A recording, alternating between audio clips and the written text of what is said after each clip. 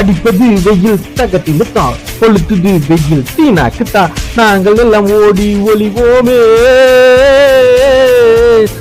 செய்ததெல்லாம் வினை தகாக்குத்தான், அழித்து விட்டது வினை தொடாக்குத்தான்.